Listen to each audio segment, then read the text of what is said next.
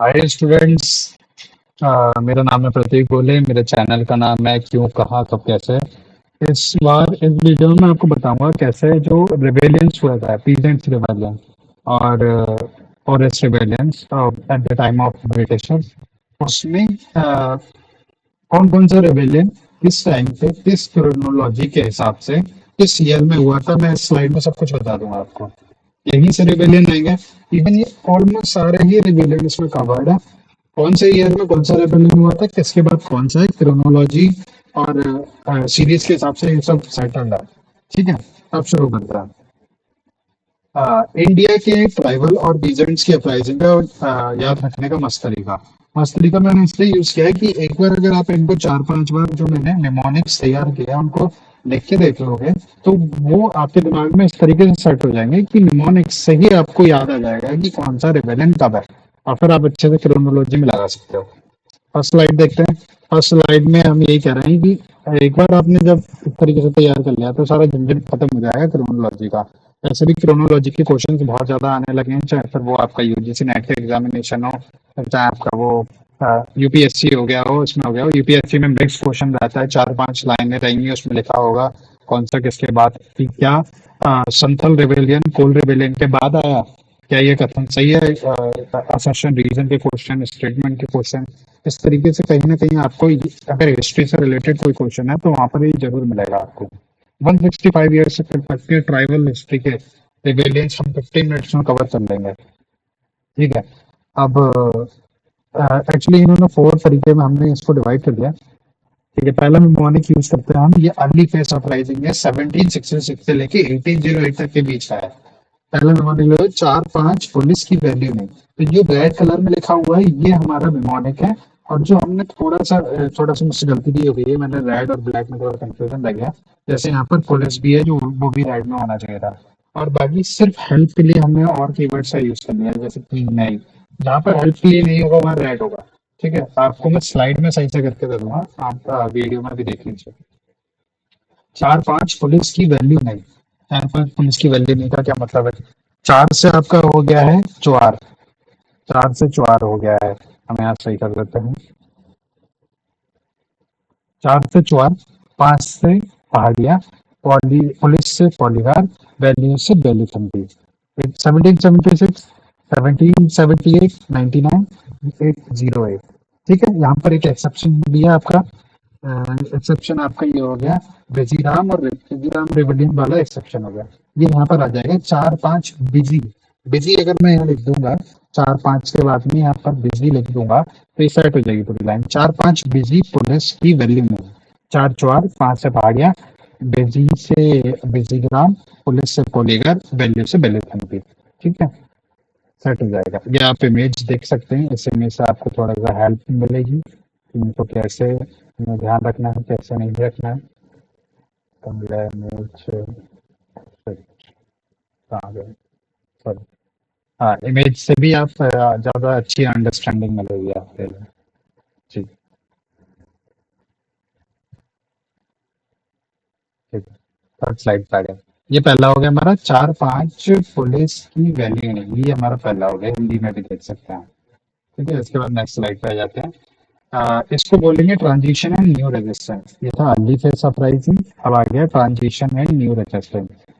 1817 से लेके 1820। Here we will talk about the next four uprisings, Spiker, Bhil, Bagheera and Ho। कैसे याद रखना है इनको? पीके कभी भागे हो। If you watch the movie PK, उसमें ये दिखाया जाता है कि वो एक अल्कोहल की बोतल लेके भाग रहा होता है। तो अल्कोहल वैसे तो पीना गलत है, मूवी में दिखा दिया है, उसको इग्नोर करेंगे, हमें सिर्फ याद करने के तरीके से इसको रखना है। ठीक है, मैंने ये सोचा कि इजी से इजी मेथड रहेगा तो आपको ध्यान अच्छे से रहेगा। पीके कभी भागे हो। पीके से पाइका हो गया, पी से पाइका। पी का डी यूज कर सकते हैं आप, पी के पाइका। कभी का पी, भील हो गया इससे। 1817, भागे बागेरा 1818। हो अपराइजिंग 1820। ठीक है, बाकी मैं स्लाइड आपको दे दूंगा, आप बाद में आराम से प्रैक्टिस कर सकते हैं बैठ के। ठीक है, फिर आ गया थर्ड, रीजनल मूवमेंट बड़ा वेव। ये थोड़ा सा फेजेस डिवाइड हो जाते हैं तो याद रखने में भी इजी होता है। ठीक है, इसलिए मैंने आपको लिखा है। 1822 से लेके 1840 तक के बीच की ये प्राइसिंग्स है। इसमें कवर होगा राम, आहे, वो रामोशी, अहोम, कोल, बुंदेला, कित्तूर, खासी, गंजन और पसतून। राम से हो गया रामोशी। पूरा सेंटेंस क्या बन रहा है अपना? राम की आहें खांसी को गाने से ब्लेंड करती हैं। जैसे किसी की खांसी, कोई जब खांसते टाइम होता है, ऐसा लगता है कि कोई आए भर रहा है, जो करके करता है। तो वो आहे लेने का मतलब है कि राम एक लड़का है जिसकी आय वो आहे से भर रहा है, और उसकी खांसी को ऐसा लग रहा है कि उसकी खांसी और गाने सब एक ही चीज है। तो ब्लेंड में ले यूज करा है एक ही चीज। एक लड़का है जिसकी खांसी और गाने में डिफरेंस पता नहीं लग रहा, तो वो ब्लेंड हो रहा है। तो राम की आए खांसी को गाने से ब्लेंड करती है। हो गया यार? ठीक है, राम का रामोसी, आयन का आहोम हो गया, को का कोल, ब्लेंड का बुंदेला। ठीक है, यहाँ पर पीछे के टूर खांसी से खांसी का खांसी कर दिया हमने, ज्यादा चेंज नहीं है। गाने का गंजम, नई यूज वर्ड हुआ है सिर्फ इसको खत्म करने के लिए। ठीक है, अब आ जाता है सूरज। सूरज साथ खोना नहीं, खैर जब कोई मंथन चाहे राम नाम का। अब ये आगे आपको दिखाई देगा। तो यहाँ पर क्या हुआ? सूरज से सूरत हो गया आपका, सात से संतल, खोना से खोंड, और नाई से नायिका, खैर का खालबाज, और कोई का कोया। ठीक है, ये रहा आपका लेट कॉलोनियल फेज 1842 से 1874। लेट कॉलोनियल फेज ये भी है और ये भी है, पार्ट टू पार्ट वन में डिवाइडेड है।